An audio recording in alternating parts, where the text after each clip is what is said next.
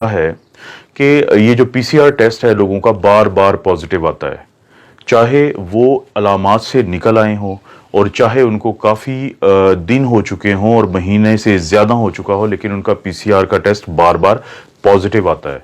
और वो क्या एक ऐसी बात छुपाते हैं लैब वाले जिसके पता चलने से आपके अंदर का डर और खौफ ख़त्म हो सकता है। और इस बात को समझाने के लिए मैं सबसे पहले आपको वाइट बोर्ड पे कुछ चीज़ समझाता हूँ। जी दोस्तों, जिस बारे में मैं बात करना चाहता हूं उसको समझने के लिए सबसे पहले ये स्ट्रक्चर को देखें। ये है कोरोना वायरस।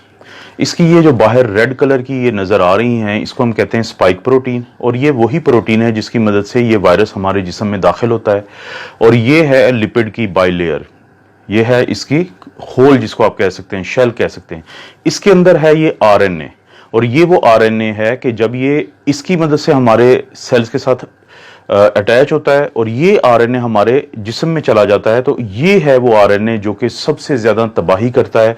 जो हमारे जिस्म में जो भी प्रॉब्लम्स बनते हैं, और ख़ास तौर पे वो लोग जिनकी उम्र ज़्यादा है, जो इम्यूनो कॉम्प्रोमाइज्ड हैं, जिनको बाकी प्रॉब्लम्स है, उनके लिए ये है वो आरएनए जिसके अंदर सारी जो प्रॉब्लम्स होती हैं उनकी डिटेल्स इसके अंदर पहले ही मौजूद हैं।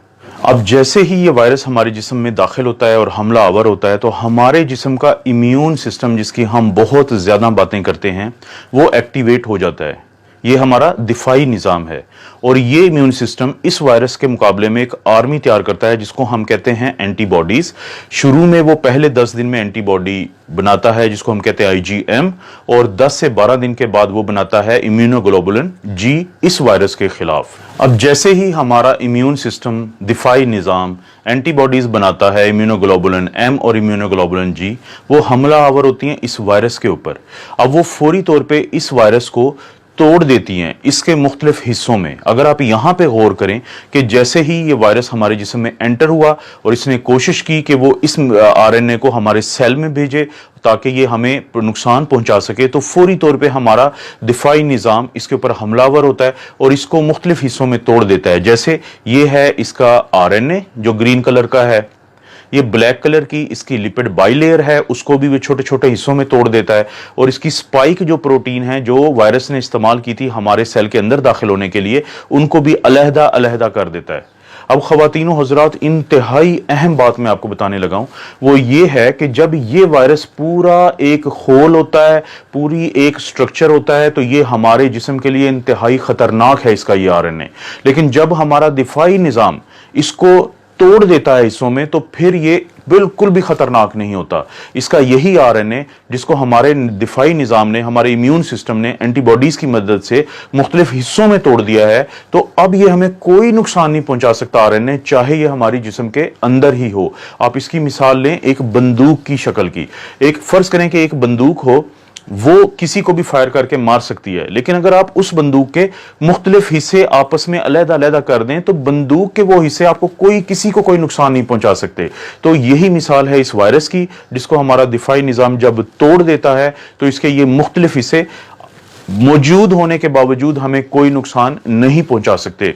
लेकिन यहां पे आता है लेबोरेटरीज का एक घिनौना किरदार, वो मैं आपको अब बताता हूं। जी दोस्तों, अब जब लेबोरेटरी वाले हमारा ये टेस्ट करते हैं जिसको हम कहते हैं आरटीपीसीआर या reverse transcriptase polymerase chain reaction, जो वो हमारे नाक या गले से वो स्वैब लेते हैं या स्वैबिंग करते हैं, तो वो जो टेस्ट है वो ये दोनों जो आरएनए हैं, चाहे तो ये वायरस के अंदर मौजूद हो या टुकड़ों की शक्ल में पड़ा हो हमारे जिस्म में और नाक के हिस्से में या गले के हिस्से में, वो उन दोनों को पॉजिटिव बताता है, वो दोनों को डिटेक्टेड बताता है। इस सेल के इस टेस्ट के अंदर ये सलाहियत ही नहीं है कि वो फर्क कर सके कि ये खतरनाक शक्ल में मौजूद आरएनए है या ये वो आरएनए है जो पड़ा भी रहे अगर 2 महीने तो जिस्म को इसका कोई नुकसान नहीं है।